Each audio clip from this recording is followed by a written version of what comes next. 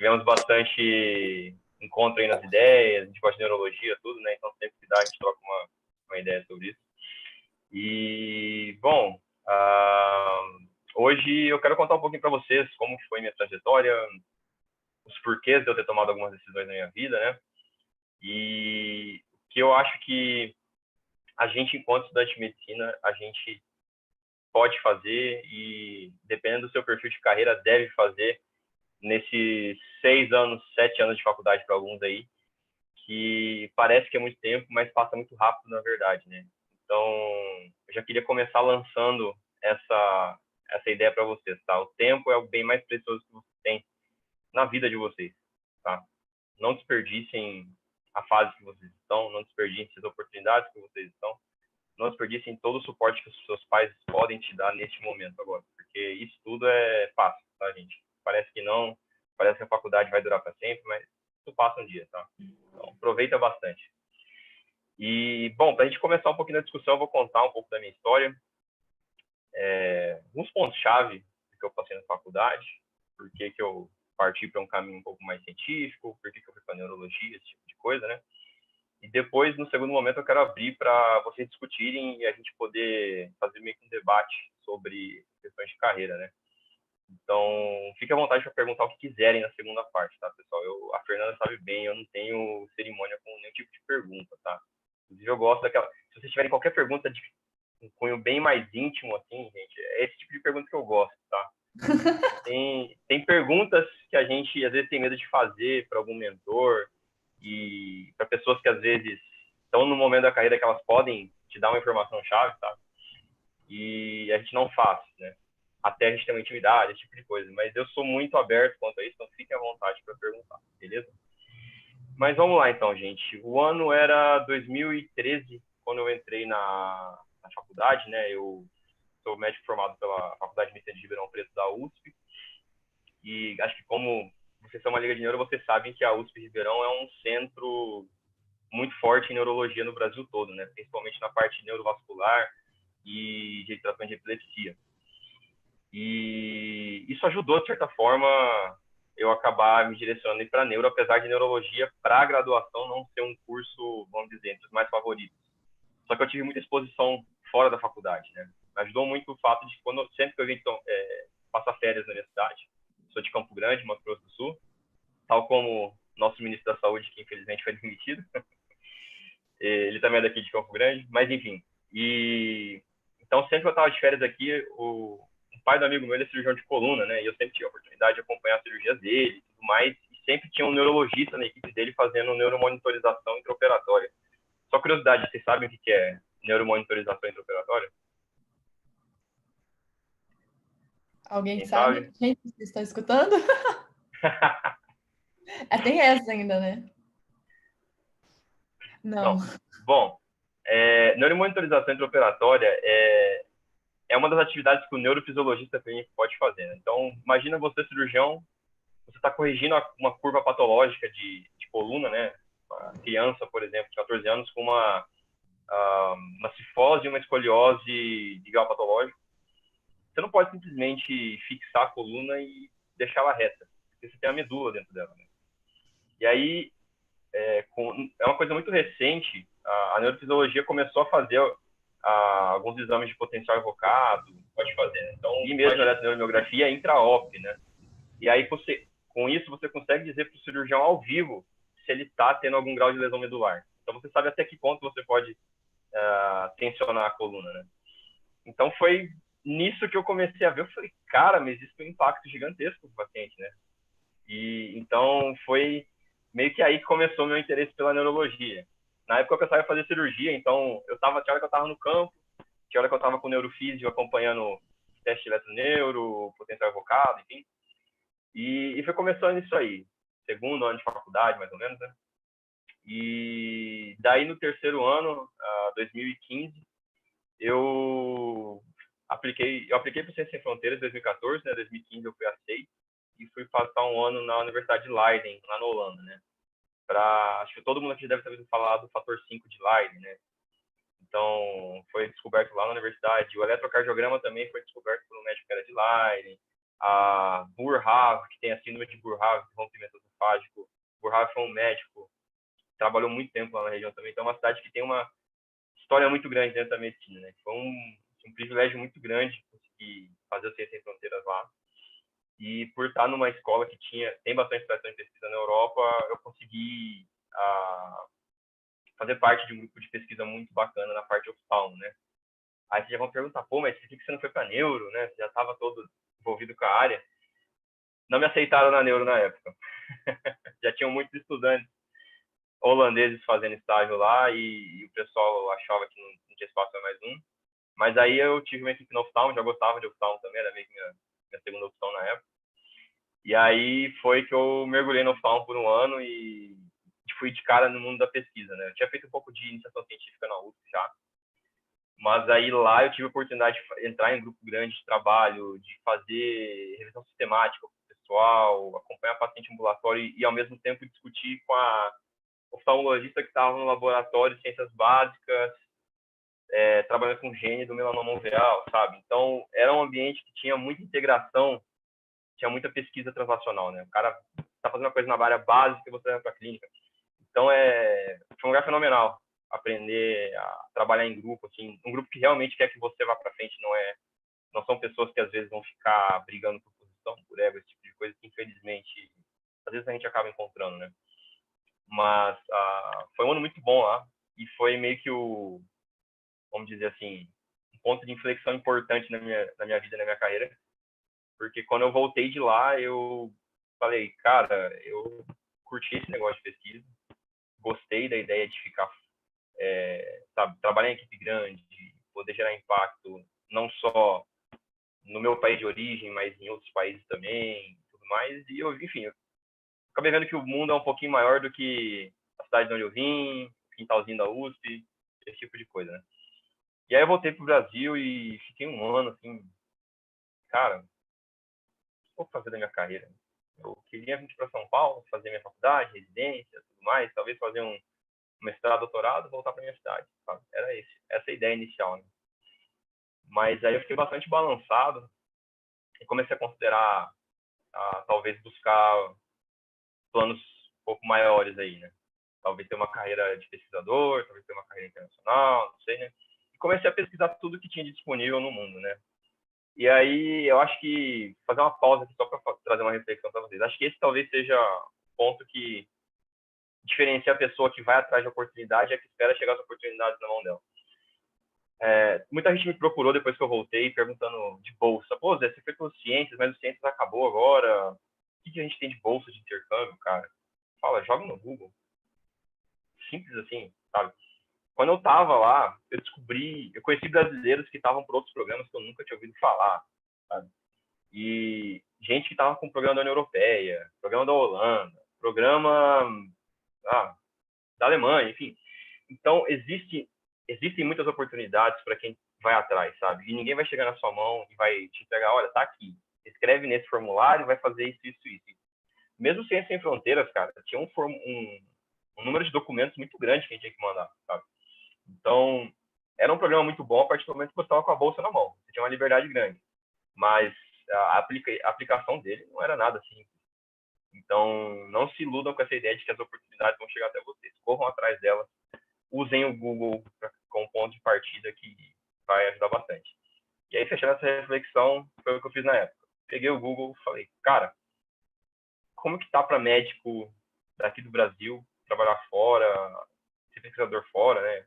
A gente sempre ouvia história, porque no Canadá isso, porque na Austrália aquilo, Estados Unidos tem brasileiro, nanana. Beleza, mas como que é essa história, né? E aí eu fui estudar os processos. Tinha um lugar que aceitava com residência daqui, pouquíssimos lugares, né? Mas alguns casos podia aceitar. A maior parte tem que fazer residência fora, e aí cada local tinha vamos dizer, um fluxograma diferente. Você tinha que fazer algumas provas, outros era você fazer só uma application, tipo na Alemanha, e aí você faz umas provas, mas são coisas bem mais simples. Então, eu fui meio que enveredando e descobrindo qual que seria um caminho mais interessante, né? E aí, depois de um ano, porque não é da noite pro dia que eu acho que alguém decide mudar assim de objetivo, né? eu resolvi que eu estava disposto a buscar uma carreira fora e tentar buscar minha residência nos Estados Unidos, né? E por motivos assim, um pouco de pessoal, mas acho que se eu fosse elencar dois grandes motivos, o primeiro seria ter opção, porque quem vai pode voltar, acho que isso é importante. E o segundo motivo é estar num lugar que dá financiamento, que dá a condição de você fazer pesquisa séria, que você vai estar envolvido com pessoas que também querem fazer a coisa andar para frente, né? E eu não estou dizendo que aqui no Brasil não existe esse tipo de pessoa, tem muita gente séria e comprometida aqui, tá, pessoal? Mas em termos de financiamento, a gente está sofrendo bastante nos últimos anos, né? Então, e são coisas que não mudam assim da noite para o dia. Então, eu não espero, por exemplo, que nos próximos 3, 5 anos a gente vai ter um cenário muito diferente de pesquisa no Brasil hoje. E, como eu falei, o tempo é o bem mais pessoas que a gente tem na vida, né? Então, quando vocês forem tomar decisões nas carreiras, pensem muito nisso, sabe? Não é, por exemplo, vou fazer medicina hoje porque a medicina hoje está boa. Cara, você tem que ver como que vai estar o cenário daqui 5, 10 anos, para onde você quer pisar, entende? Isso vale para a especialidade também que vocês vão escolher. Tem outras coisas pessoais que entram nisso, com certeza. Mas isso também é questão de projeção, temporalidade, isso tudo tem que estar na sua balança na hora que você vai apontar para algum lugar, sabe? Então foi uma coisa que eu pensei muito, né? E aí, bom, uma das coisas que a gente vê de quem consegue carreira fora é ter uma experiência de pesquisa razoável, né? Bom, fiz um pouco disso na USP, lá na Holanda estava com os projetos andando, ia ser publicação, tudo, né? Em tese, né? Ia ser publicação. E daí, bom, falei, mas acho que dá para melhorar. E aí eu comecei atrás de coisa de neuro. E aí, de novo, a gente foi caçar oportunidade, né? Lá na faculdade eu já conheci um pessoal, estava bem envolvido, o serviço lá é muito bom. Mas nesse caminho eu conheci outras pessoas também, graças a ir muito atrás, sabe? Procurando em grupo de Facebook, esse tipo de coisa, vendo quem estava publicando bem, que era brasileiro, etc, etc. E numa dessas eu conheci uma das minhas mentoras hoje, que é uma médica neurologista que trabalha na Flórida, que, enfim, me deu um apoio, assim, sensacional.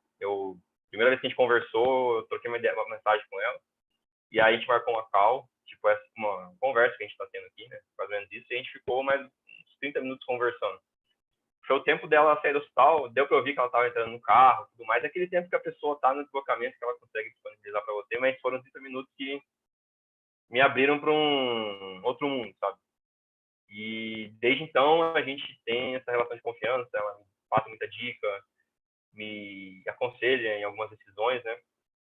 E também foi a pessoa que me abriu as portas para conseguir uma publicação no Neurology que aconteceu esse ano, né? Então, às vezes parece besta esse negócio de novo, você jogar no Google, você mandar uma mensagem para alguém no Facebook, cara, uma coisa bem simples, sabe? E parece que não vai dar nada, mas quando você vai atrás, as oportunidades, elas aparecem, sabe? Então, não deixem de buscar isso, se vocês entenderem que é para esse lado que a carreira de você tem que ir, tá?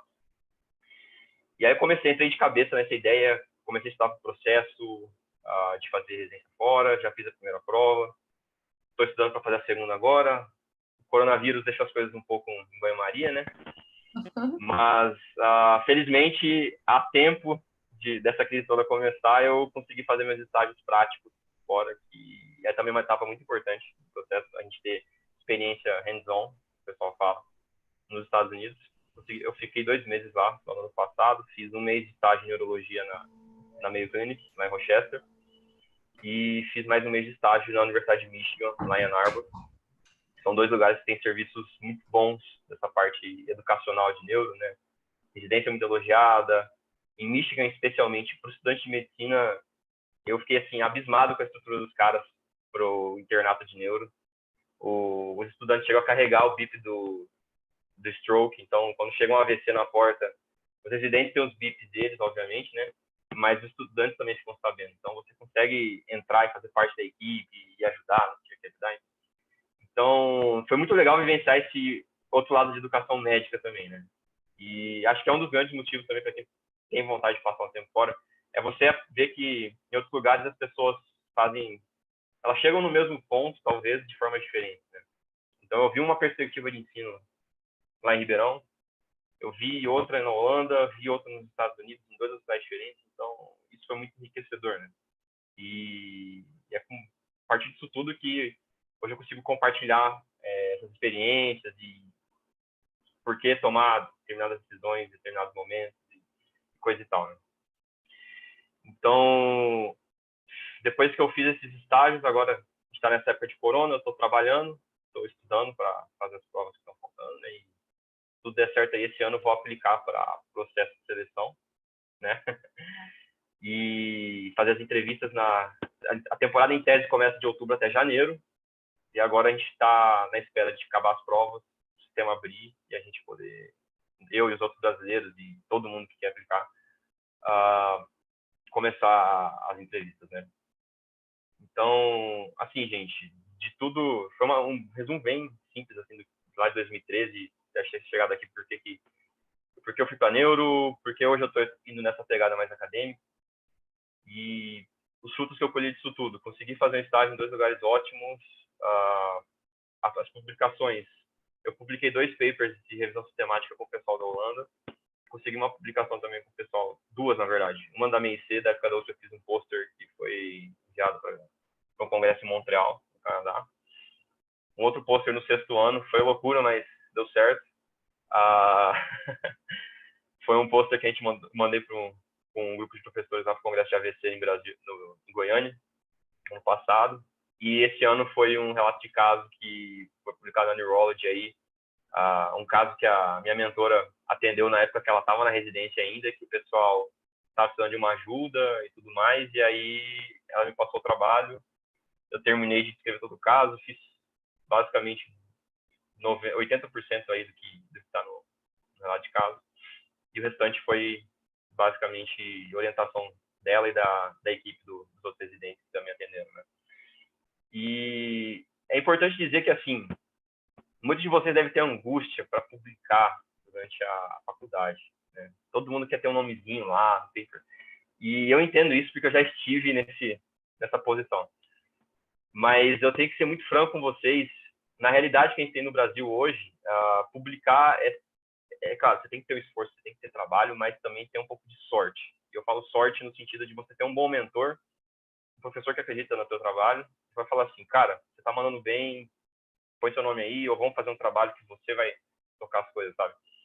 Então, acho que a grande dificuldade não é nem ter quem possa pesquisar junto contigo, mas é ter alguém que acredite e que vai persistir com você até publicar, porque não é um processo simples. Assim, se você começar a escrever um paper, submeter, levar o aceite, cara, vai muito tempo. O paper de revisão sistemática, os 2 que eu fiz com os holandeses, um foi publicado no passado e o outro foi publicado em janeiro desse ano. E eu comecei a trabalhar neles em 2016, cara. Então, assim, é tempo, entendeu? Esse relato de caso, que foi para o Neurology, eu comecei em 2017. Então, assim, tem muito trabalho envolvido, tem um pouco de sorte, mas o principal elemento é paciência, tá? Quem consegue publicar jornais bons, esse tipo de coisa, é paciência do trajeto e persistência. O primeiro jornal não aceitou, cara, corrige, pega o feedback dos caras, melhora o teu paper, manda para outro, sabe? Não desanima, porque com certeza tem algum jornal que vai aceitar. E você não precisa literalmente mandar para um jornal lá na China, algum outro país que você acha que é mais fácil publicar esse tipo de coisa. Não estou tirando onda falando isso, mas a gente sabe que tem jornals que tem um filtro mais, vamos dizer, mais simples, sabe? O pessoal mais aceita alguns erros, esse tipo de coisa. Então, tenta nivelar por cima e aí, conforme for, você vai, enfim, descer nessa escada. Mas a melhor pessoa para te dizer detalhes desse processo, com certeza vai ser o teu mentor, provavelmente vai ser o último autor do trabalho, né? Mas, enfim, gente, eu já falei um pouquinho aí, eu queria ouvir de vocês, assim, o que vocês têm sentido quanto a essa futura carreira em neurologia, esse tipo de coisa, e ouvir as perguntas que vocês têm para fazer, tá? Só para finalizar minha fala, em questão de oportunidade, a Feira, eu e a Frente tem um perfil muito parecido no sentido da gente incentivar a galera a sempre abraçar, tipo, chegou com a oportunidade, abraça, vai para cima, pega coisa que vai fazer você crescer.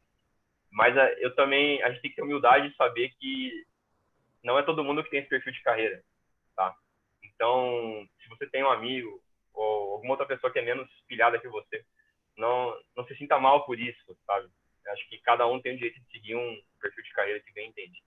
Mas se eu pudesse te dar uma única razão, só um motivo para vocês buscarem aproveitar ao máximo esses 6 anos em termos de oportunidade, é que todos nós somos pessoas privilegiadas de poder estudar, de estar numa faculdade, sabe? Eu estou falando uma coisa bem simples, assim, bem going to the basics, porque às vezes a gente no dia a dia não para pensar sobre isso, né? Coisas banais, assim, o fato às vezes a gente ter condição de morar fora da nossa cidade e nossos pais terem condição de bancar pra gente um apartamento, um carro, esse tipo de coisa. Então, acho que essas pequenas coisas que a gente tem que lembrar todos os dias, só o fato da gente ter isso, a gente tem que ser grato e talvez até retribuir, ter dever de retribuir para a sociedade, né? Então, se eu fosse dar um único motivo para vocês serem engajados no que vocês fazem, lembre-se da oportunidade que vocês estão tendo, porque com certeza muita gente quer estar no lugar de vocês, tá? É isso. É isso, Quando quiserem Zé. perguntar, pode mandar. Falou tudo. Gente, estou esperando ver se vocês mandam uma pergunta, mas de qualquer forma, Zé, eu tenho uma. Diga. Você vem falando sobre. Acho que tem muitas coisas que acho que a gente pode acabar pesquisando no Google, como você falou. Mas, Uhum. assim, como que foi o processo? Tem várias perguntas que eu tô na cabeça agora, mas qual que foi o processo de você encontrar essa mentora, assim, sabe? Foi uma pessoa online? Tem algum grupo de pessoas que se unem para isso na internet? Ou foi uma questão de contatos mesmo? Quando você foi para certo lugar, alguém falou, pô, essa pessoa aqui é uma pessoa legal. Como é que foi?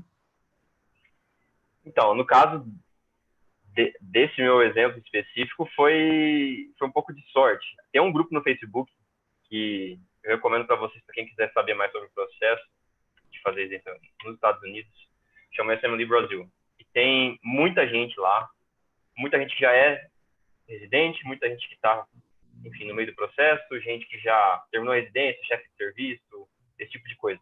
E a galera é extremamente aberta. Então, se você mandar mensagem para alguém lá no inbox, se não for uma dúvida trivial, e dúvida trivial que eu falo que não tá lá no grupo, na lupinha, esse tipo de coisa, a galera com certeza vai responder, sabe? E mesmo se for, tipo, pegar uma opinião um pouco mais íntima sobre algumas questões, em geral o pessoal é bem aberto. Então, esse é um grupo legal. Tem também o Médicos Brasileiros na Alemanha, que também o pessoal compartilha bastante coisa, e como comentei por alto, mas a Alemanha tem um processo de revalidação que não é tão difícil. A grande barreira é falar alemão, no caso, Né? Qualquer mas coisa? uma vez que você fale bem alemão, não é um dos processos mais difíceis, tá? Então, fica a dica, se alguém fala alemão aí. Então, essas são algumas formas. Mas hoje, se eu fosse pontuar a principal ferramenta para vocês acompanharem um pouquinho mais a intimidade dessa galera aqui, chefe de serviço, coisa, entender um pouco mais como que é o dia a dia, é o Twitter, tá? No Twitter, a gente tem... Isso é muito forte entre os americanos. No Brasil ainda está um pouquinho a galera de São Paulo capital começando a entrar agora mais, mas eu acho que é uma questão de alguns anos aí, 2, 3 anos talvez, esteja bem forte em outros lugares também, porque são tendências que acontecem na Europa, Itália, Holanda, Alemanha, enfim. E o pessoal compartilha o dia a dia, sabe? Coisas banais. O cara às vezes está lá andando com o cachorro dele, ele posta uma foto e aí no outro dia, olha só, deu uma entrevista no New York Times, sabe? Então é legal porque você humaniza um pouco mais essa relação. Você não fica vendo, por exemplo, o professor lá em cima do pedestal na faculdade, né? E fica esse distanciamento nessa relação professor-aluno, professor-residente. Então, isso é bem legal. E a partir do momento que você segue essas pessoas, interage com elas, comenta, curte as coisas, enfim, as pessoas também interagem com você. Então, numa dessas, você recebe dica, você recebe conselho. Eventualmente, você estreita a relação e pode virar uma mentoria, sabe? Então, é onde eu tenho visto mais potencial hoje para quem quer, enfim, procurar um mentor e acha que na faculdade talvez não tenha tanta oportunidade, ou até tem, mas as pessoas estão muito ocupadas, né? Então, são alternativas que têm surgido e que, na minha visão, têm democratizado bastante essa ideia de ter mentor, né? Ter um mentor é muito importante para te dar os primeiros passos, por exemplo. Pô, quero seguir uma carreira de médico assistencialista, então eu quero ter uma consultório de boa, quero trabalhar no hospital, e é isso, cara. Então procura um mentor que está nessa linha, sabe? Um cara que já caminhou, andou por esse caminho das pedras, para te dar as dicas. O mentor nada mais é do que alguém que vai te contar como que pode ser o caminho, talvez te dar um ou outro atalho e facilitar o processo para você, para quem está vindo, né? E a ideia é que você lá na frente faça o mesmo por alguém que estiver começando também, né?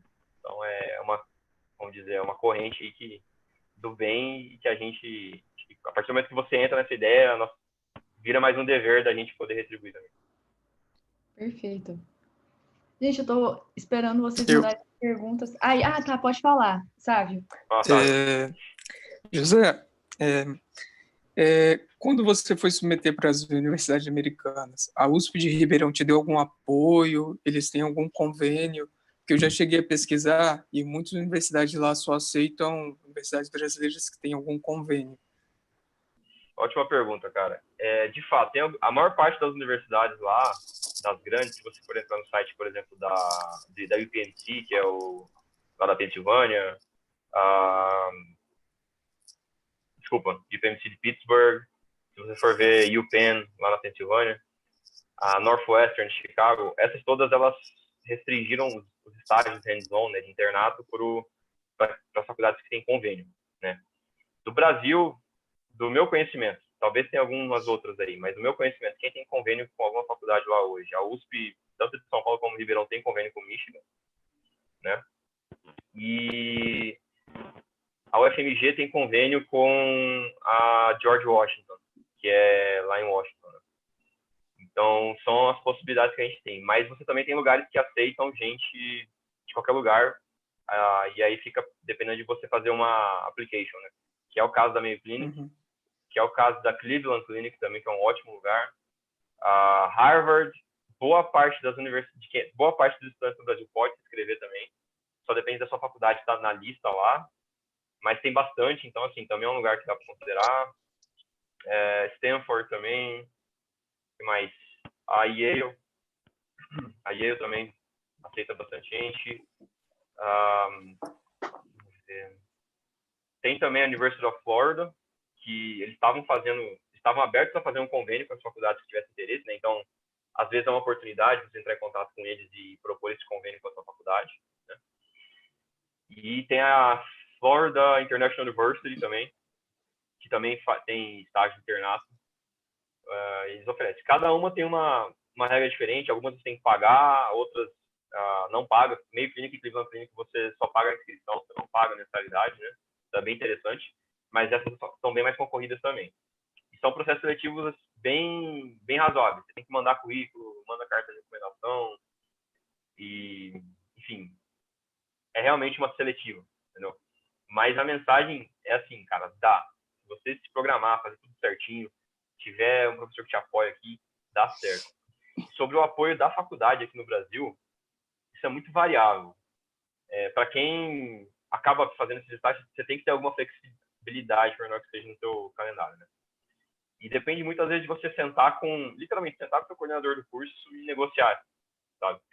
Então, quando eu fui programar de fazer esses estágios no final do ano passado, eu tive que sentar com o meu coordenador do curso, explicar toda a situação para ele, né?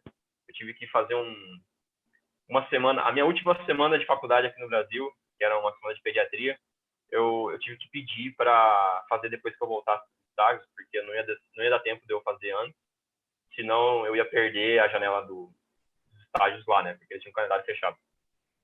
E eu tive que fazer um pedido formal para a congregação da faculdade, tudo, passou em votação, mas deu tudo certo, eles aceitaram. Então, às vezes, tem umas dores de cabeça aí, mas dá certo. Sentar, conversar com calma, todo mundo explicar, dificilmente alguém não vai te apoiar, sabe? Se explicar que tem propósito na coisa, eu acho que todo mundo tende a te apoiar, na verdade. Tem uma outra pergunta também. Nos seus estágios lá, como que você foi recebido pelos internos de lá, staff, residentes? Foi uma relação tranquila ou não? Isso é bem variável, cara. Vou te contar a história de um professor meu, de endócrino, um cara sensacional, o professor Ayrton Moreira. Ele é um cara que ele brinca que ele tem os pés na Fazenda Monte Alegre, que remete a Ribeirão Preto ali, né? O coração no Brasil e a cabeça no mundo. É um cara que viaja para congressos fora com muita frequência, tudo mais, mas é um cara que gosta muito do Brasil. E ele fala que quando ele foi para Nova York fazer um estágio lá, ele dava bom dia para todo mundo lá, para funcionário de todo tipo, independente de ser o cara que estava na enfermaria, se era funcionário da limpeza, enfim, né? E aí uma vez o funcionário da limpeza abordou ele e falou: "Pô, o senhor não é daqui, né?" E aí ele falou: "Não sou, eu sou do Brasil, né?" E ele falou: "Não, eu tô vendo, o senhor é muito educado e tal, né?" E ele via que tinha um tratamento um pouco diferente em algumas situações. E, de certa forma, ele relata isso muito para os alunos, né? Mas o que eu vejo é que isso depende muito do serviço que você tá, cara. Na Mayo Clinic, que foi o primeiro mês que eu fiz lá, foi, assim, absolutamente fantástica a recepção, para dizer o mínimo, tá? Eles são muito profissionais, então isso me agradou bastante. No primeiro dia todos os estagiários, sejam americanos, sejam international, tem uma reunião formal com uma das coordenadoras do programa. Todo mundo recebe um pager, todo mundo tem um briefing muito direto do que pode, o que não pode. E aí eles te levam pro staff que vai te supervisionar e aí começa a coisa, sabe? Eu interagi com alguns estudantes lá, foi bem legal, mas sorte ou azar minha, as semanas que eu rodei, por exemplo, na enfermaria, na UTI, enfim, eu era o único estudante. Pela questão da grade mesmo, acabou que ficou assim. Foi muito bom, por um lado, porque tive mais oportunidade de participar. Por outro, eu tive menos interação com os estudantes, que eu só via nas aulas. Mas mesmo entre eles também, o pessoal muito tranquilo. E bem interessado em saber a história, pô, como é que você veio parar aqui, enfim. E Michigan foi um pouco diferente, assim, a faculdade é excelente também. Tive uma interação muito maior com os alunos, eu rodei com eles na enfermaria mesmo, então já tinha, vamos dizer, tinha um clima mais de competição, porque no dia a dia ali, nós respondendo as perguntas, a galera lá é muito competitiva, cara, isso era impressionante. Você tinha que... Na enfermaria, quando o staff perguntava, cara, era quase que uma briga, assim, para responder primeiro, sabe? Era divertido, mas ao mesmo tempo você tinha que estar preparado em algumas situações. Tinha vezes, por exemplo, o staff botava todo mundo na roda, tinha passado a visita já na enfermaria, e aí ele chegava jogando uma pergunta para cada estudante. Então ele começava anti-horário. Ó, você, me fala tal coisa. Esse paciente está com um déficit neurológico focal em tal região, onde que vai localizar essa lesão? Você, tal. Tá bom, ele teve a lesão faz tantas horas. No caso do AVC, ele é candidato a trombólise ou não? Passava para outro, sabe? Então era assim, cara, podia vir qualquer coisa nessas horas. Você via que conforme você ia acertando, você ia ganhando o respeito do pessoal ali. E aí demorou um pouco mais, mas lá pela segunda semana o tratamento estava meio que igual, assim, sabe? Principalmente variável, mas quanto mais o local já tiver inserção internacional de pessoas, e na Mayo Clinic e na Cleveland Clinic tem muita gente de fora, a tendência é que eles vão ser abertos e eles vão ser mais compreensivos, tipo, nos primeiros dias, você vai estar se adaptando, ambiente diferente, língua, etc. Agora, locais mais, assim, como vou dizer, tem menos international, esse tipo de coisa, aí você já pode esperar que você vai ter que brigar um pouquinho, mas dá certo também, sabe? Show.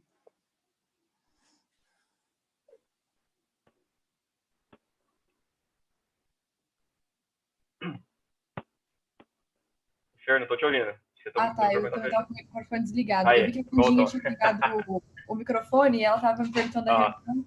Então, Amandinha, se você quiser falar, pode falar. Eu tenho uma pergunta também. Questão de idiomas, como é que foi para você, para aprender o idioma e para lidar com a diferença de vocabulário lá mesmo? Então, como eu tinha feito Step 1, a primeira prova já com a Step 1 antes de fazer os estágios, né? E tem alguns, inclusive, que é pré-requisito você ter feito a prova. Então, fazer o Step 1 já faz muita diferença, porque você estudou muito de medicina no vocabulário deles e em inglês, né? Então, é quase que uma prova de proficiência. Acho que quem passa no Step 1 tranquilamente faz o TOEFL e tira no mínimo 100, tá? Então, isso ajudou bastante. Eu também já tinha passado um ano fora, então já tinha um pouco de linguagem científica em inglês na minha cabeça, né? Então, isso para discutir caso, na hora de passar visita, esse tipo de coisa faz diferença. Mas eu acho que o principal é você se expor ao vocabulário médico em inglês. Você pode não falar inglês tão bem, mas se você está lendo um artigo em inglês, se faz esse exercício de, pô, eu vou ver vou ver um jornal aqui, sei lá, Washington Post. O pessoal tava noticiando essa semana que tá aumentando eles têm visto um aumento de AVCs em jovens, mesmo com sintomas brandos de Covid-19, né? Então, pô, eu fui ver essa notícia no Washington Post, não fui ver essa notícia no Jornal Nacional, para ver o vocabulário que eles estão usando, esse tipo de coisa, né? Então, é fazer esse exercício. É uma coisa diária, não é da noite pro dia que você se adapta ao vocabulário, mas todo dia você tem que pôr um tijolinho ali, até que chega um ponto que, opa, agora tá legal. Você consegue passar uma visita com tranquilidade, sabe? A primeira vez dá um frio na barriga violento, assim, eu lembro até hoje. O primeiro paciente que eu atendi no estágio, tá? Foi na meio, foi um caso assim, nossa, um paciente de uns 60 anos mais ou menos. Eu comecei rodando na Neuro-Onco, que é uma sub da neuro que eu não tive contato nenhum, assim, na graduação, né? Então eu já estava preocupado por causa disso. O que o pessoal me falava, não, fica tranquilo, você tem que manjar história, exame físico e conduta, o que você souber, porque é uma coisa muito específica, assim, é de boa. Isso quem já tinha passado no estágio, né? Mas eu tentei estudar um pouco de neuro-onco ali, enfim, né? E aí, beleza, primeira consulta, abri a porta, um senhor de 60 anos, vestido como uma mulher. Então já começou assim. Era um cara de 60 anos que era trans, né? Então já foi uma relação bem diferente, muito cautelosa na hora de fazer as perguntas. Era uma pessoa que tinha um passado, história psiquiátrica muito importante também. E ele tinha um incidentaloma, numa ressonância que foi feita, não lembro exatamente o motivo agora, e ele tinha um cisto na glândula pineal. Basicamente era por isso que ele estava lá. E aí eu tirei a história, tranquilo, paciente assintomático, tinha um pouco de dor de cabeça, mas não tinha nenhuma alteração no exame físico, conduzi bem, ganhei confiança, ele até se abriu alguns momentos na consulta, chorou comigo lá, tudo, contando um pouco da história anterior, que às vezes os médicos não valorizavam as queixas dele, tudo, né? Então foi bem legal desenvolver esse tipo de comunicação na primeira já, assim, sabe? Uhum. E aí, para fechar com chave de ouro, que já era uma consulta diferente, né? Em inglês, ele chegou assim e falou, bom, você já terminou de me avaliar? Tudo? Eu falei, já. Eu vou discutir o caso com o meu supervisor, né? Daqui a pouquinho eu volto com ele para a gente poder te passar com ele. E aí ele falou assim, não, tudo bem, eu tenho só algumas perguntas aqui. Ele me deu uma folha impressa com umas 10 perguntas, mais ou menos. E aí as perguntas eram desse tipo assim, qual a experiência da Mayo Clinic com esse tipo de doença? Qual a chance de eu ter que fazer uma cirurgia? Quais são as sequelas se for uma cirurgia perfeita? Parará. Então, assim, os pacientes lá são muito mais envolvidos nessa parte de exigir resultado, né? Então eles não vão no hospital só porque a vizinha recomendou, sabe? Eles vão porque eles pesquisaram e viram que, por exemplo, a Mayo Clinic tem um serviço de neuro-onco famoso nos Estados Unidos inteiro, entendeu? E porque lá eles operam muito e tem muita experiência com radioterapia em alguns casos. Tem uma radioterapia com prótons lá também que eu acabei descobrindo lá, que era uma coisa nova. Então, é com base nisso que às vezes eles te procuram, né? E aí eu passei o primeiro caso pro chefe, tudo. A primeira vez dá um frio na barriga, mas aí, a partir do momento que você pega esses casos mais difíceis, assim, você vê que, pô, deu pra levar, sabe? A coisa flui. Eu cheguei a atender uma paciente nessa mesma clínica que estava com a família, eram 6 pessoas da família na sala. E as 6 fizeram questão de ficar lá dentro. Então, também foi um desafio. Teve outro caso que era um cara que estava muito assintomático, que veio com a esposa, era um casal muito gente boa, explicavam tudo, assim, explicavam como que foi a consulta anterior, mas faziam perguntas, assim, caprichadas também, sabe? Tipo, pô, quantos meses de vida meu marido tem? A gente tem que programar o nosso testamento, se ele não tiver perspectiva de vida, esse tipo de coisa. As pessoas falam disso lá. Então, essa bagagem também é interessante. Gente, alguém tem alguma pergunta? Alguém quer ligar o microfone? Eu vou perguntando aqui, se vocês não quiserem, eu tô com dúvida. Eu tenho outra. Vai, tá. Mano, sabe? José, o que você acha que pesou mais para você ser aceito nos estágios? As cartas de recomendação, você ter feito Ciência Sem Fronteiras já? Não sei se você já tinha algum artigo publicado nessa época. Cara, eu vou te dizer o seguinte. Eu acho que, assim, foi um conjunto de fatores. Na Mayo Clinic, eles têm um pré-requisito para você ter feito a primeira prova, né? Então, a nota dessa prova ela já é um fator que eles levam bastante em conta. Mas eles vão ver o teu currículo também. Na época, eu estava com um artigo já. Teve um dos artigos da Holanda que tinha sido publicado já, né? Então, foi bem legal. Isso ajudou. Já tinha levado o relato de caso para Goiânia também, com o AVC, então deu tempo pelo menos de atualizar depois disso, no meio do processo. Né? Então, isso tudo conta. E as cartas de recomendação, sem dúvida também, principalmente se são de pessoas que te acompanham há muito tempo, né? No caso, uma delas foi de um professor meu que me conhece desde o primeiro ano de faculdade, que é neurologista lá em Ribeirão.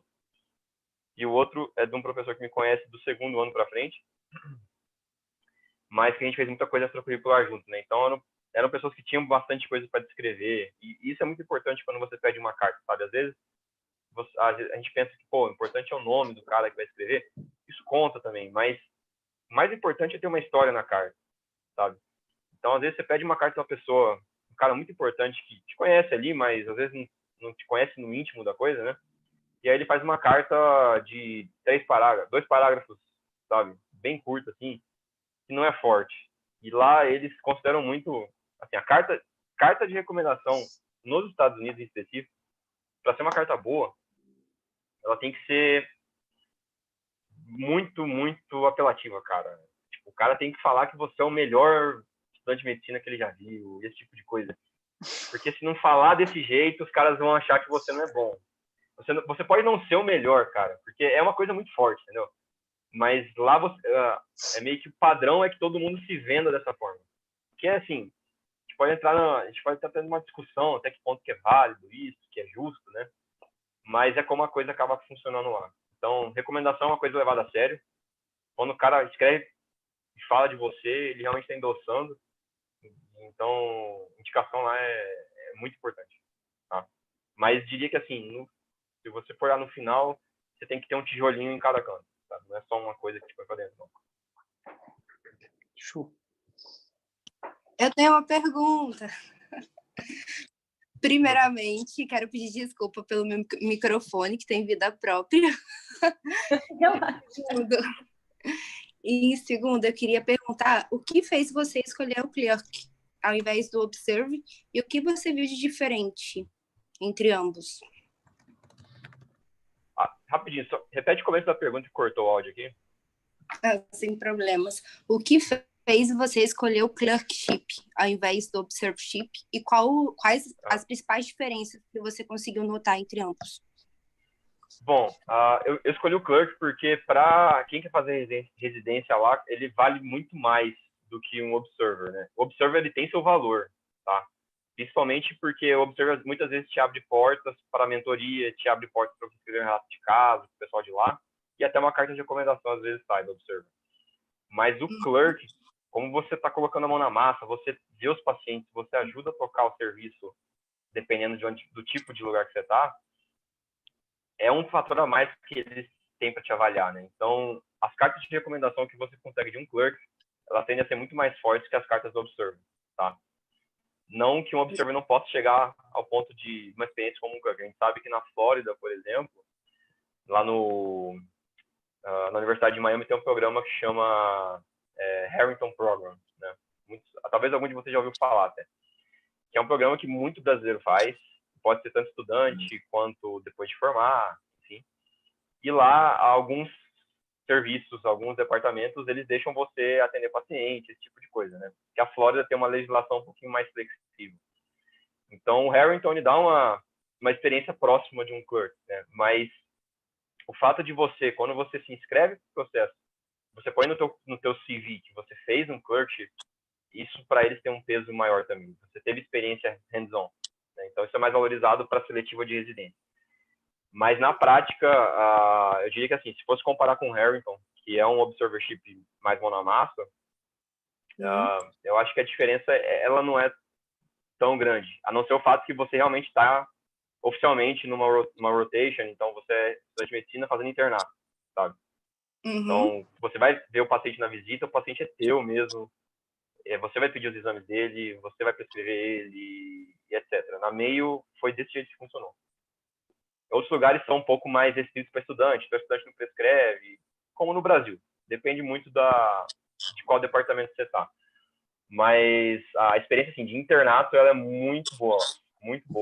E talvez em neurologia, pelo menos, eu acho que poucas faculdades no Brasil dão um internato tão bom quanto os estudantes que eu vi lá. Sabe? É uma vivência incrível. Entendi. E como que era a sua rotina no estágio?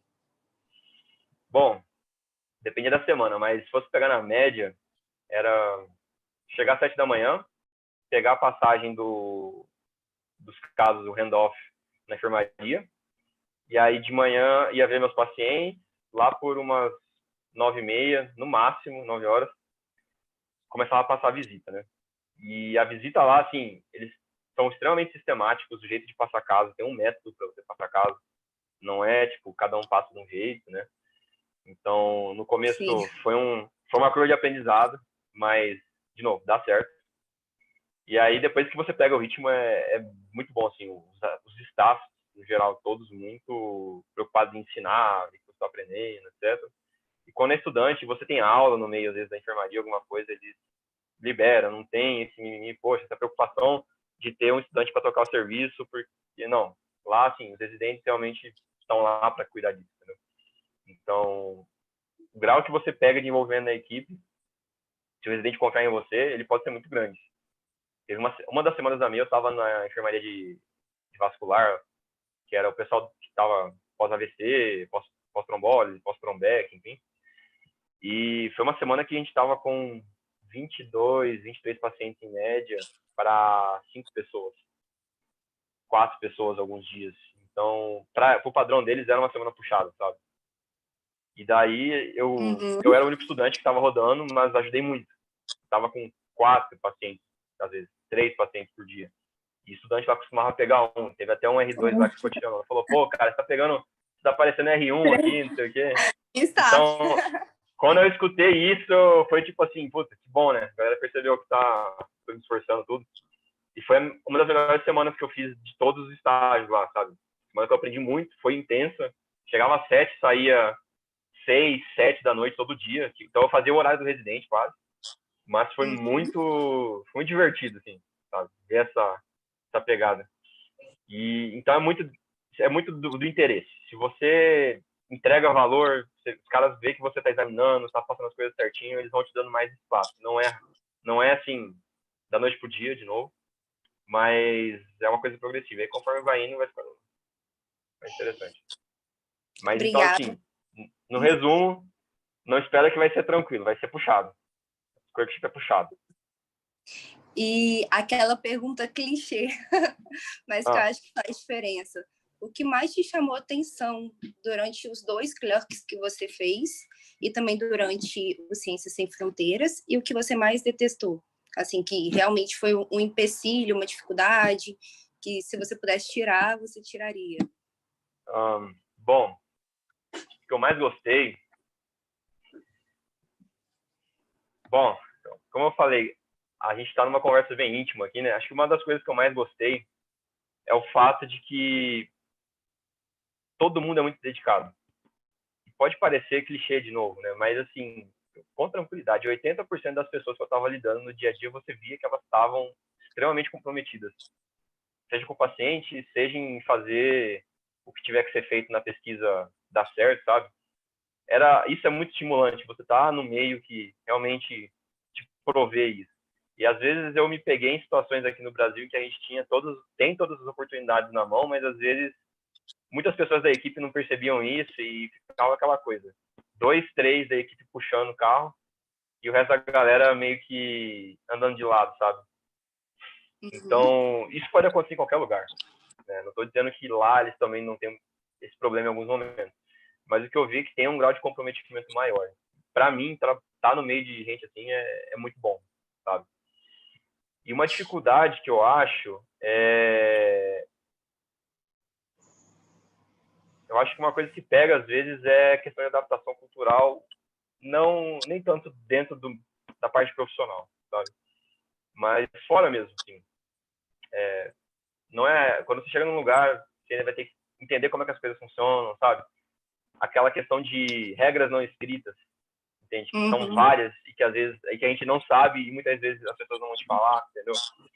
Então, por exemplo, às vezes tinha coisas no Brasil que eu tinha autonomia para fazer e que lá eu não tinha, sabe?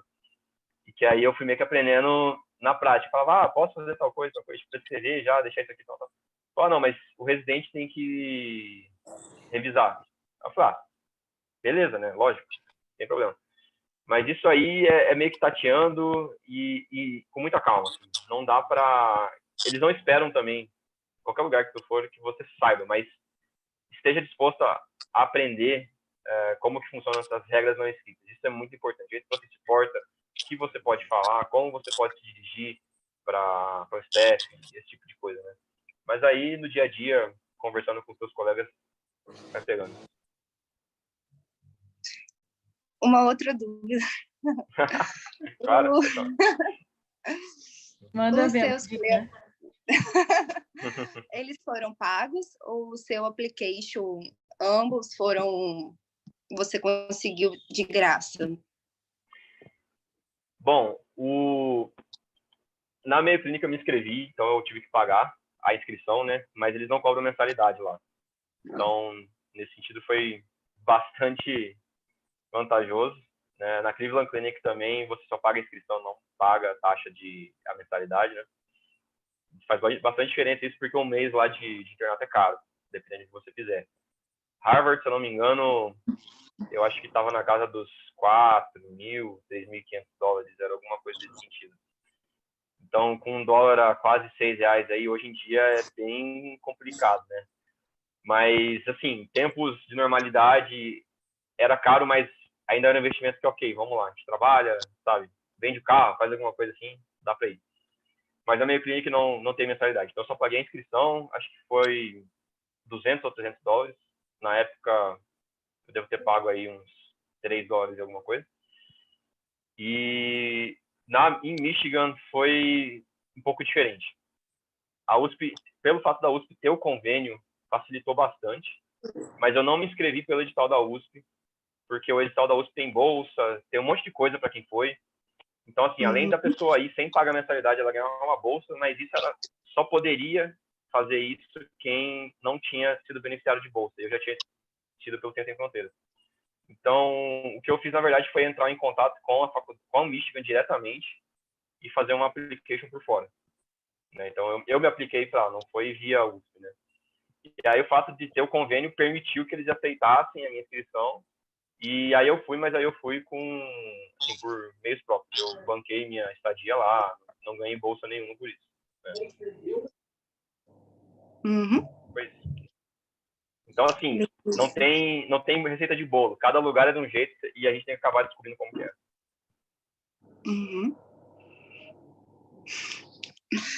Eu sempre cheio de perguntas. Só para finalizar, você ficou quanto tempo em cada lugar? Eu fiquei um mês em cada. Eu fiquei finalzinho de outubro até o final de novembro na Mayo. E aí finalzinho de novembro e dezembro em Michigan. E no Ciências Sem Fronteiras? Ciências foi quase um ano. Eu fiquei de agosto até julho na Holanda. Entendi. Ótimo. Bacana. Mais pergunta? Eu tenho uma pergunta, não sei se dá para me ouvir. Ô, Isaac, tudo bom, cara? Pode falar. Tudo certo. Primeiro, parabenizar, está sendo muito, muito boa a reunião. Eu cheguei pouco depois, estava tendo uma aula antes também. Mas sobre o Step 1 e a relação com o clerkship.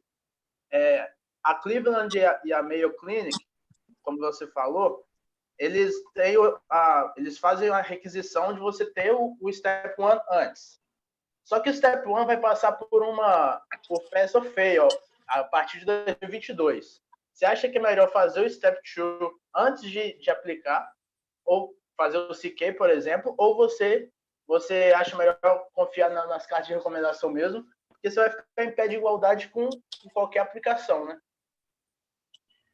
Cara, essa pergunta é muito boa.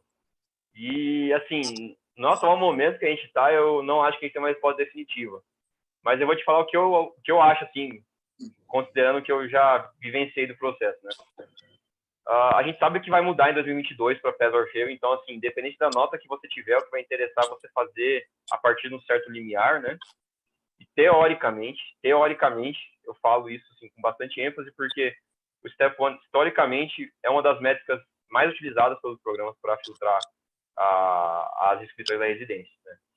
Então, teoricamente, a partir de 2022, isso não vai ser mais verdade e talvez a nota da segunda prova, que é o Step 2, ela talvez tenha essa função, né? Eu acho que assim, como vai ser um momento de transição, cara, não tá, a gente está no momento de transição, não está claro como que os programas vão usar isso para as rotations, né? O fato do Step 1 ser pré-requisito, eu acho que ele é tanto útil para esses locais que eles aceitam estudantes de fora, porque eles pelo menos sabem que o estudante está nivelado com o estudante de lá de alguma forma, né? E também isso também ajuda para os estudantes americanos, para eles saberem que os caras estão, vamos dizer, no roadmap, na trajetória esperada deles. Então, o cara que está rodando agora, que está fazendo as array rotations, a gente já espera que ele tenha feito Step 1, deve ter feito Step 2, ou está para fazer Step 2, esse tipo de coisa. Então, assim, eu acho que nesse momento de transição é difícil prever. Mas se eu fosse te dar um conselho sobre a ordem das provas, eu começaria pela ordem natural, cara. Fazer o Step 1 primeiro, depois o Step 2, depois o CS, que é a prática, né? E depois o Step 3, que tem gente que faz durante o primeiro ano de residência, tem gente que faz antes. É uma discussão à parte. Mas eu faria na ordem natural, porque muito do que cai no Step 1 é útil para o Step 2. Então, facilita muito o estudo. Eu conheço gente que está fazendo ordens diversas, mas palavra de quem já fez o Step 1 e está estudando para o Step 2 agora, cara, muita coisa que eu estudei no Step 1 está me ajudando agora.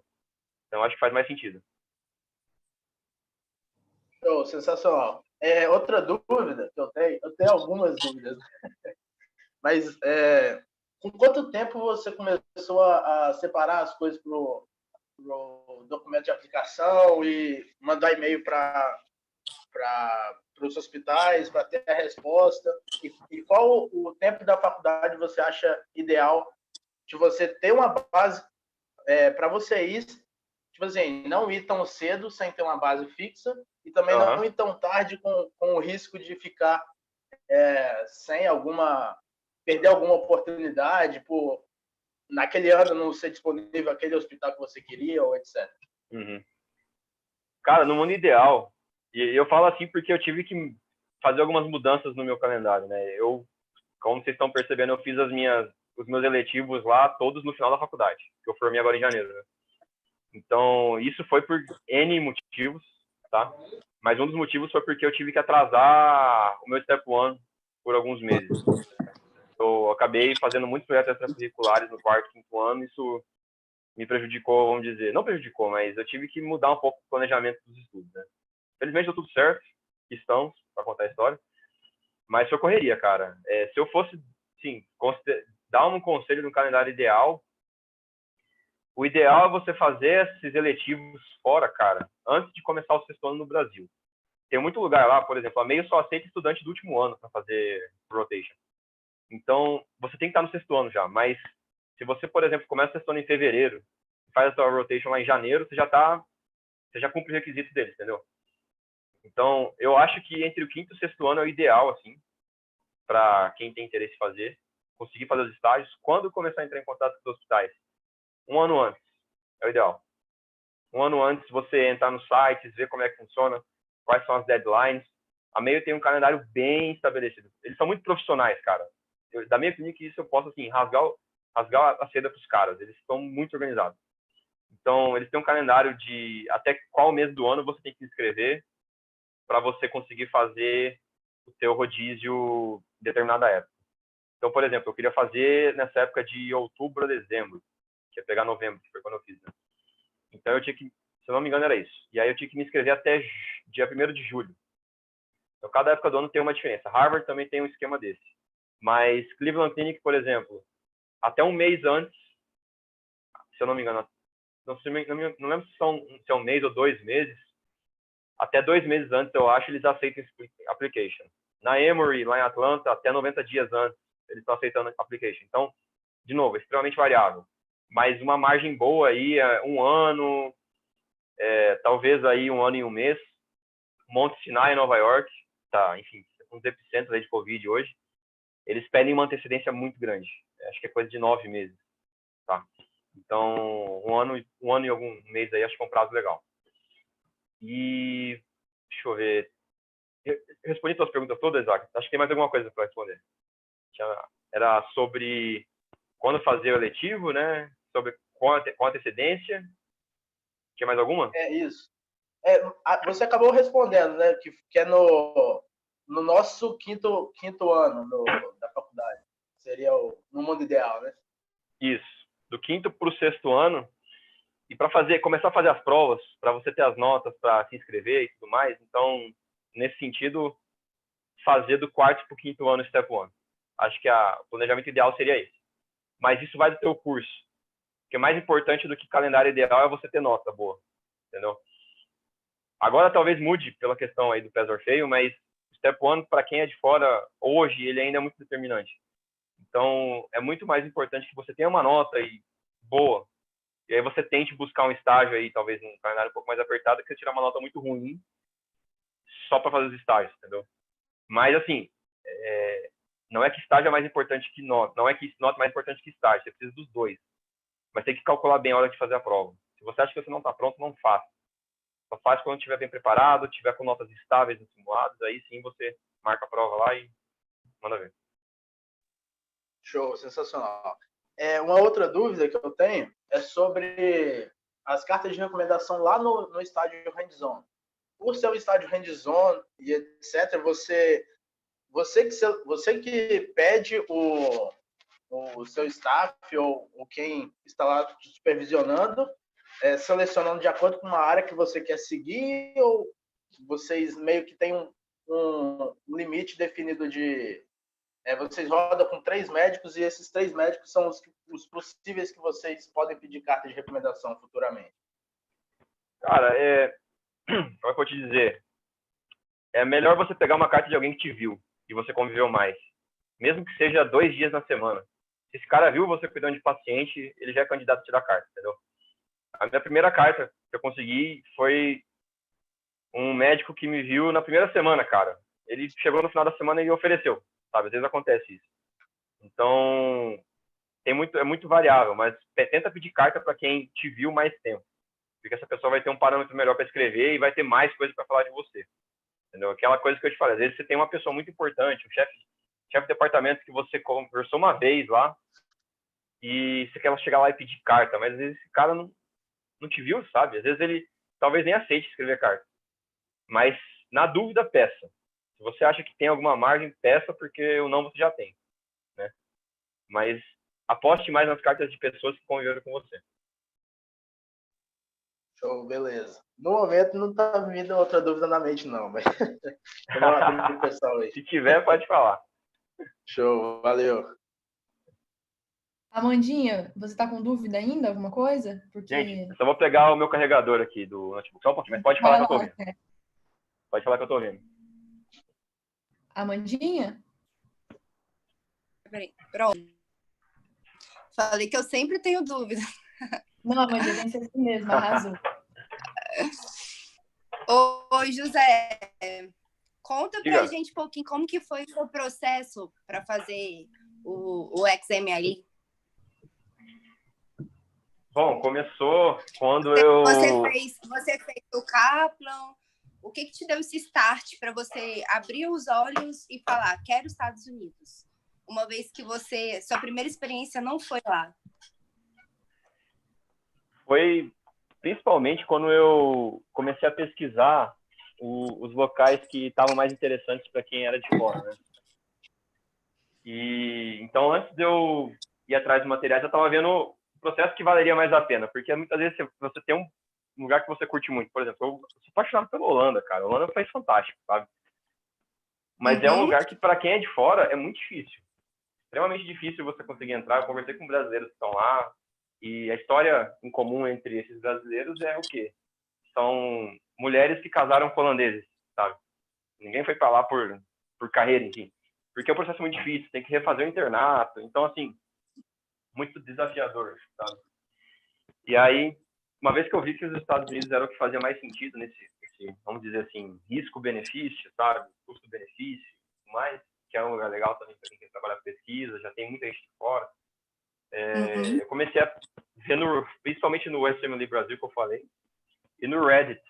Não sei se vocês conhecem o Reddit, mas o Reddit é um fórum que fala de várias coisas, né? E então lá eles têm dicas de quem já prestou processo, tem muitos relatos. E aí foi por ali que eu fui filtrando quais seriam os melhores materiais. Teve gente que se deu ao trabalho, inclusive, de fazer uma pesquisa sobre os materiais mais usados, de traçar, por exemplo, correlação com as notas que a galera estava tirando conforme o material que foram usando, entendeu? Então, eles até nessa questão de preparação para a prova é um pouco mais assustador, como que o profissionalismo lá é um pouco mais alto, sabe? Os caras têm muitos dados na mão para decidir qual material que eu vou usar, como que eu vou fazer isso e coisas do tipo, sabe? Então é bem legal.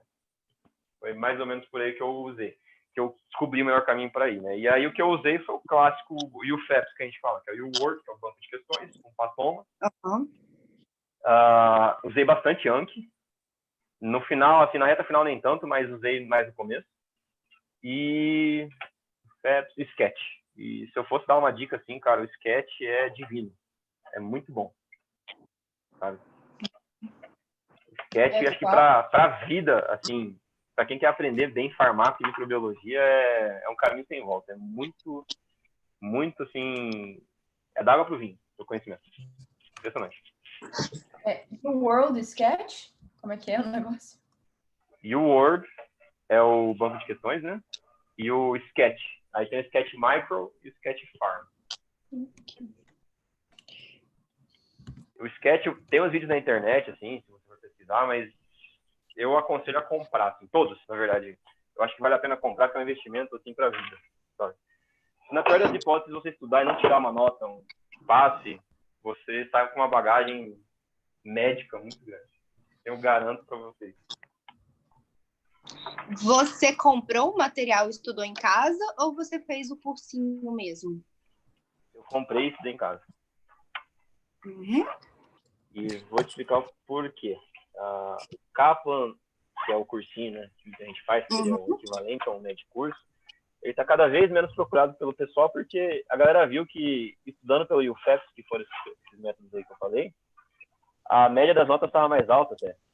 Os americanos têm procurado cada vez menos o Kaplan. Então, com base nessas tendências, a gente vai vendo o que está compensando mais, o que está compensando menos, sabe? E o Kaplan é muito caro também. Eu tive colegas que foram para Miami fazer o Kaplan e que simplesmente desistiram do processo, gastaram um dinheiro assim absurdo e hoje não querem mais fazer, sabe? O processo. Então, tem também história de colega que fez, passou, tá bem, mas não tem, vamos dizer, uma receita de bolo. Cada um encontra um caminho que acha melhor. Mas se você tem essa questão financeira no meio, eu aconselho, assim, tem muita coisa boa na internet, dá para tirar notão. Lá no USMLE Brasil tem relato de várias pessoas que... Aí, gente, desculpa, eu tava demorando para achar o adaptador. Tem relato de várias pessoas que tiraram notas altíssimas e que estudaram com a da internet, sabe? Gente que tirou 270, 272, que são notas percentil 99, entendeu? Muito bom. Não dá, sabe? Mas tem que ter uma disciplina. Tem uma outra ferramenta que é excelente também, Cranfighter, que é uma ferramenta para você montar calendário de estudo. E ele já tem incorporado nele todas as principais fontes para os steps. Então, por exemplo, UWorld, First Aid, que é o livro, né? Também é muito bom.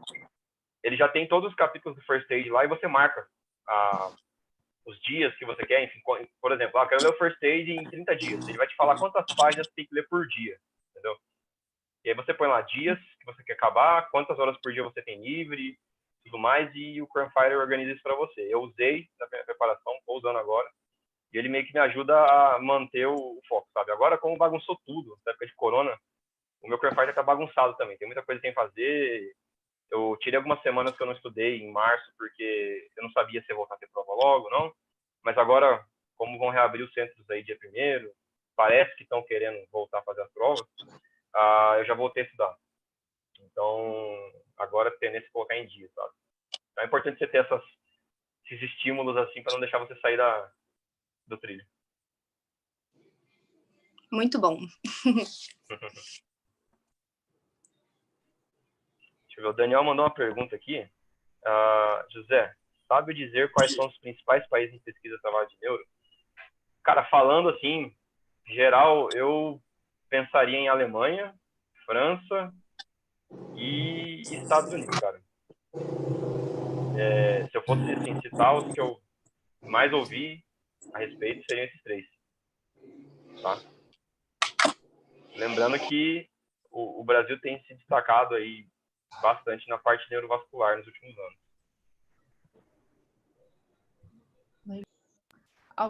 Eu tenho uma pergunta para fazer, Zé. Diga, Lá no início, você estava falando que era muito interessante ver a diferença da forma como as pessoas aprendem nos países que você visitou. Qual foi essa diferença que você observou, principal? Coisa que a gente deveria estar melhorando aqui no Brasil. Coisa que a gente deveria estar melhorando aqui? Que você observou lá. Olha, tem algumas, mas acho que a principal é a gente ser mais autodidata, sabe? Às vezes eu acho que e eu não falo assim, a gente nunca pode apontar o dedo, tá, eu acho que maturidade conta muito e isso vem com o tempo, mas o fato de a gente ser autodidata faz toda a diferença, assim. Eu acho que na Europa, principalmente, lá na Holanda, o pessoal é muito autodidata. Então, o que o meu orientador me passava era uma tarefa. Tipo, ele falava, beleza, Zé, você já fez até aqui do trabalho, então até dia tal eu preciso disso aqui, dessa outra parte pronta. E ele sai da minha sala. Ele não me falou como, ele não me falou onde que eu vou procurar as informações. Ele falou assim, cara, eu preciso disso feito. Se vira. E lá era muito assim. Então tinha a semana, por exemplo, teve um congresso que eu fui em Barcelona, que eu me voluntariei para trabalhar no congresso, e aí eu consegui ganhar um passe lá, não precisei pagar inscrição. E daí eu fui falar com ele, né, para ele poder me...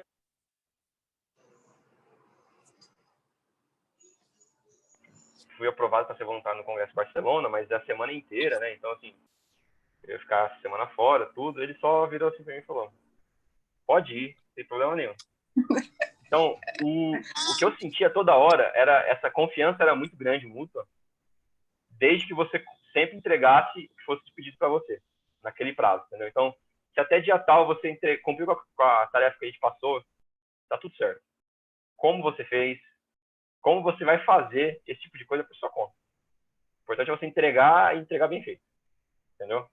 Então, esse clima de trabalho, assim, no começo é estranho, eu falo, pô, mas será que não tem um detalhe que ele quer que eu faça de certo jeito e tal? Ele quer o que ele te falou. Então, deu uma missão, se vira. Vai procurar como você vai fazer. Como escrever revisão sistemática. O começo do estágio de pesquisa lá foi tenebroso. Tava eu mais um colega brasileiro. E aí, a meta era fazer 2 revisões sistemáticas no final do estágio. E aí a primeira semana foi literalmente, cara, Google, tipo, consenso de como escrever essa revisão sistemática. A gente pegou livro na biblioteca, como escrever revisão sistemática, esse tipo de coisa. E ninguém falou pra gente onde que tinha que procurar. Falou assim, cara, o projeto vai ser esse, tal, pega essa primeira semana para vocês descobrirem um pouco mais. E aí, você vai. E pra galera lá é super normal isso. Então, é um jeito de trabalhar bem legal. Sabe? Eu pelo menos, gostei bastante. Perfeito. Gente, alguém tem mais alguma pergunta? Quiser pegar o microfone, eu tenho. Vai, Isaac. Olha, Isaac. Quanto ao Step 1, o processo do USMLE, quando você começou a estudar, o tempo... Isaac, cortou. Você falou o tempo para estudar. Travou um pouquinho. Para o Step 1. E, tipo assim, quanto tempo você dedicou a separar só para fazer as questões, fazer o UOD ou fazer o prosencéfalo do Anki, né? Ou outro card pré-feito, etc. Uhum.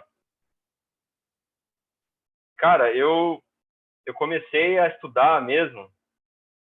Comecei a colocar a mão no First Aid, mexer no Anki, foi no começo do 5º ano. Só que falar que eu sentei, assim, meu dia a dia foi estudar pro Step 1, cara, foi no final do 5º ano, lá por novembro, dezembro. E daí eu fui de finalzinho de novembro, começo de dezembro, até finalzinho de abril, que foi quando eu prestei a prova. Então, por coincidência, fez um ano que eu prestei Step 1, dia 25 agora, de abril. Então se eu for pegar estudo firme assim mesmo, foi um tempo dedicado até, e mesmo durante os rodízios da faculdade, todo o tempo que eu conseguia arranjar para estudar, eu estudava. Foi dezembro, janeiro, fevereiro, março, foram 5 meses mais ou menos. 5 meses e pouquinho. E começando a fazer o Word lá pelo 2º mês. No início eu fiz o outro banco de questões, que chama USMLE RX, que eu sinceramente não recomendo. Eu acho que é muito melhor você fazer o Word 2 vezes do que fazer o RX. Tem discussão muito boa sobre isso. Quem quiser saber mais, olha lá no USMLE Brasil. Mas eu comecei a fazer o Word lá pelo 2º mês. Show, sensacional. Tem um pessoal tem o USMLE Brasil do Face e tem um do YouTube também, né? E um outro grupo que foi para os Estados Unidos agora, que eles falam os processos também, passo a passo. O pessoal que quiser. O nome do site do canal é À Vontade, se eu não me engano. Da Natália e do Igor, sei. Um canal muito bom, cara. Eles fazem um conteúdo legal. Eu não conheço eles, mas sempre acompanho os vídeos ali, o conteúdo é bom. Lá, pra quem tá começando principalmente, eles falam assim, coisas uma língua bem simples. É um canal legal. Show, valeu. Valeu, Isaac. Isaac, joga no chat pra galera que tem interesse. Sim, vou colocar. Eu só não sei como é que mexe nesse negócio direito, mas vou procurar. Espera aí que eu acho que eu tenho aqui. Vou procurar aqui. Zé, vou só te perguntar para ver se a gente tá vendo as coisas no bate-papo. Vê se o que eu escrevi tá certo do nome dos... Desculpa. Deixa eu ver. E o Word... é Word palavra, eu tava em dúvida se era de palavra ou se era do mundo. Tá certo.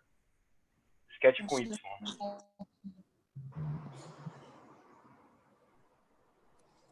Perfeito. Ó, o canal deles, canal vontade, é esse aqui. Isso. E o Sketch, deixa eu passar o link aqui também. Tá aqui. O Sketch depois eles lançaram material pro Step 2, coisa e tal, mas o forte mesmo é o Micro, que é o Micro e o Farm, que é de microbiologia e farmacologia do Step 1. E assim, Farm pra vida, cara, vale muito a pena. Para aprender antibiótico, interação, essas coisas assim. Efeitos colaterais, principalmente, que é muito você ver várias vezes, né? O decoreba, o Sketch ajuda bastante. Porque ele conta uma historinha um pouco descolada para você lembrar das coisas. Então é bem legal. Gostei. Alguém tem mais alguma pergunta, gente? Eu tenho uma. Ô, José, boa noite. Queria saber, desculpa a pergunta, mas quanto você gastava mais ou menos assim para se manter lá? Por mês?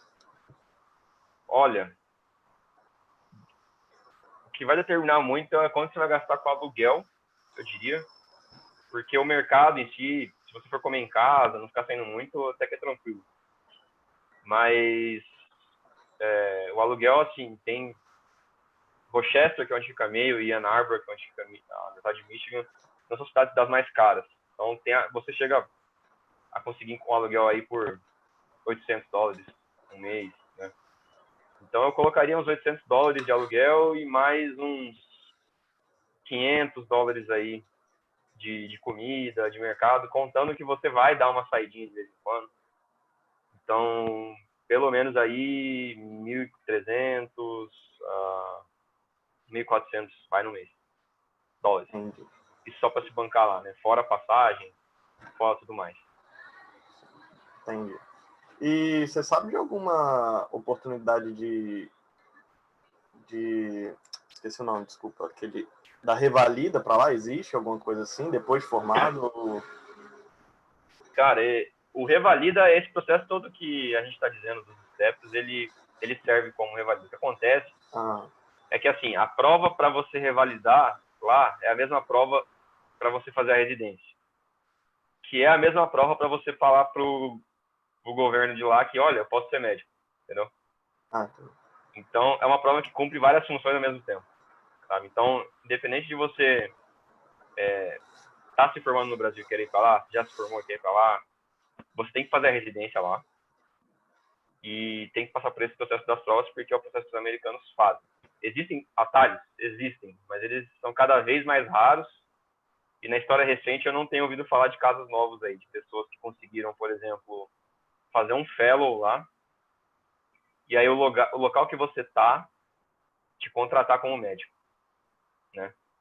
Tem alguns casos de brasileiros que conseguiram, mas isso é muito difícil. Geralmente são professores, gente que já é professor aqui no Brasil, ou já é muito reconhecido e aí é convidado para ficar. E nesses casos, você só pode trabalhar naquele hospital específico que pediu a licença para você. Lá na Mayo Clinic tem bastante gente de fora, gente da Europa até aqui, que está lá, que foi nesse esquema para lá, tipo, nos anos 80, 90, mas só pode ser médico lá. Você pisou fora, você não pode fazer atendimento. Então, fica um pouco restrito. Se você fizer a residência lá, você já fica com o leque mais aberto. Entendi. E sobre o processo da Alemanha, você tem alguma informação? Ou...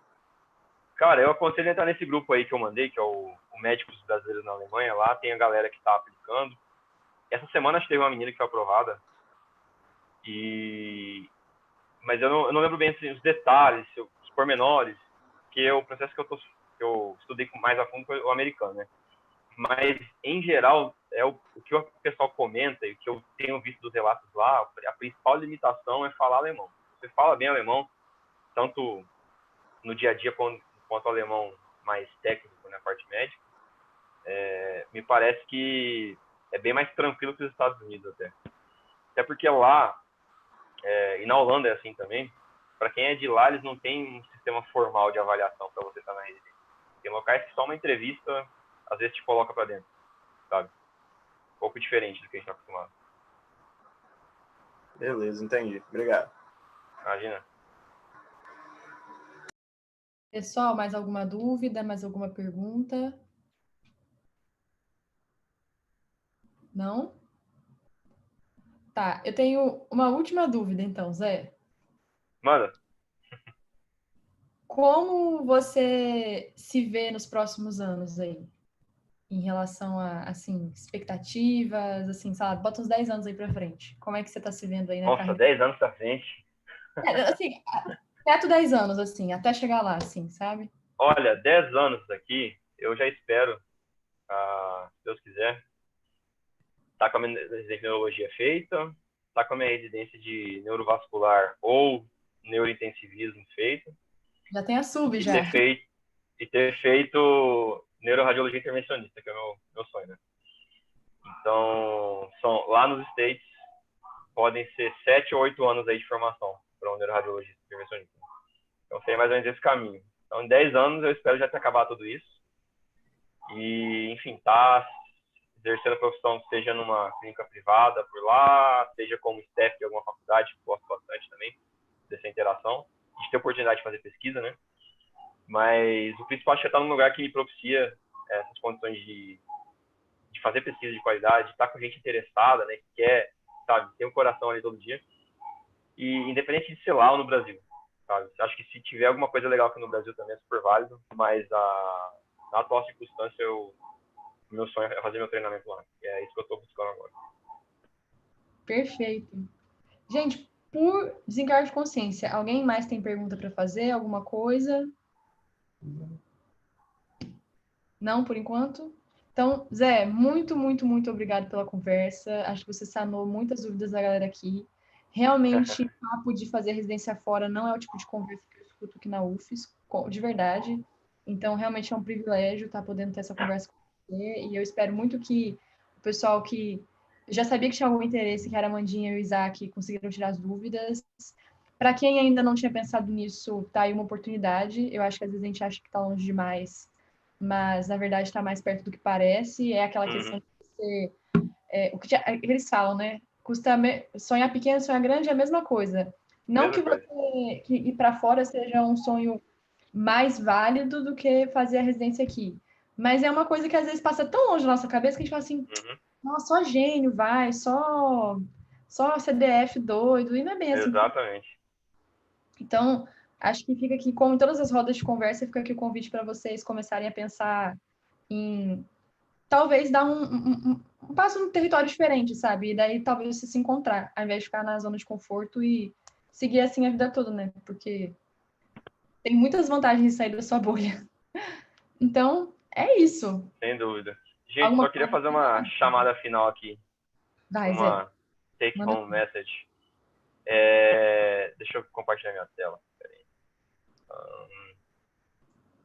É embaixo, no compartilhamento ali. Deixa eu ver se tá... Todo mundo tá vendo? Deixa eu ver.